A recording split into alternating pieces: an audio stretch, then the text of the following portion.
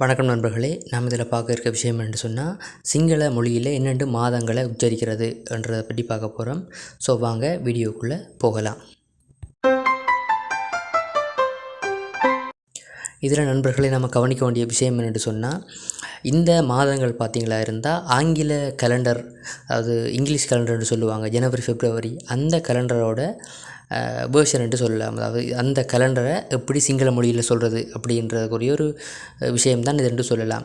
ஆனால் உண்மையிலேயே பார்த்திங்களா இருந்தால் ஒரிஜினல் சிங்கள நாட்காட்டி என்று சொன்னால் அது வேறொரு பேரில் அழைக்கிறது. அது இது மாதிரி இருக்காது, அது மிகவும் வித்தியாசமான ஒரு பேரில் எல்லாமே வரும். ஸோ அந்த நாட்காட்டியை நான் உங்களுக்கு கொண்டு வரையலை. ஏனென்று சொன்னால் அது பெரும்பாலும் ட்ரெடிஷ்னலான விஷயங்கள், உதாரணத்துக்கு புத்த மதம் சார்ந்த விஷயங்கள், கல்யாணமாக இருக்கலாம், அல்லது ஒரு பிறந்த நாளாக இருக்கலாம், ஏடு தொடக்கமாக இருக்கலாம். ஸோ இப்படியான விஷயங்களுக்கு நாட்களை குறிப்பிடக்க அந்த ட்ரெடிஷ்னலான கேலண்டரில் இருந்து தான் அவங்க அந்த நாட்களை சொல்லுவாங்க. ஸோ அந்த ட்ரெடிஷ்னலான கேலண்டரை நான் உங்களுக்கு சொல்லித்தரையில்லை. ஏன்னு சொன்னால் அது பயன்படுத்துகிற இந்த சமயம் சம்பந்தமான வைபவங்கள் சம்பந்தமான இடங்களில். ஸோ பரவலாக நம்ம ஆஃபீஸாக இருக்கலாம் அல்லது பாடசாலையாக இருக்கலாம், போகிற வார இடங்களில் பயன்படுத்த வேண்டியது இந்த ஆங்கில கேலண்டரை தான். ஆங்கில கேலண்டர்ன்ற சிங்கள வேர்ஷனை தான் நாம் இதில் பார்க்க போகிறோம்.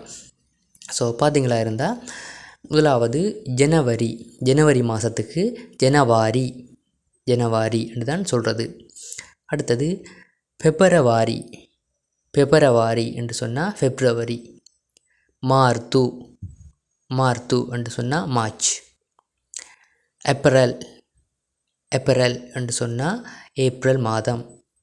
மெய் என்று சொன்னால் மே மாதம். ஜூனி என்றால் ஜூன் மாதம். ஜூலி என்று சொன்னால் ஜூலை மாதம். ஆகஸ்ட் என்று சொன்னால் ஆகஸ்ட் மாதம். செப்டம்பர் என்று சொன்னால் செப்டம்பர் மாதம். அக்டோபர் என்று சொன்னால் அக்டோபர் மாதம். நவம்பர் என்று சொன்னால் நவம்பர்.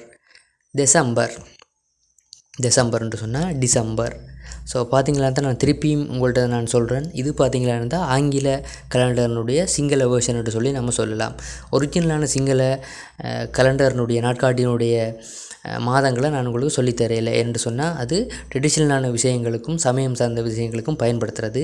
அது பார்த்திங்களா இருந்தால் கொஞ்சம் இதை விட ஹார்ட்டான ப்ரொனவுன்சியேஷனும் அப்படி தான், உச்சரிப்புகளும் பார்த்திங்களா இருந்தால் கொஞ்சம் ஹார்ட்டாகவே இருக்கும். ஸோ அதை நான் போகிற இன்னும் கொஞ்சம் நாள் போக விட்டு நான் உங்களுக்கு சொல்லித்தரேன், கொஞ்சம் பிக்கப்பாக விட்டு நான் உங்களுக்கு சொல்லித்தரேன். ஸோ இதை பார்த்திங்களா இருந்தால் இப்போதைக்கு நீங்கள் பயன்படுத்துங்க. இதுதான் கிட்டத்தட்ட 95% வேலைகளுக்கு இதைத்தான் நம்ம பயன்படுத்த போகிறோம்.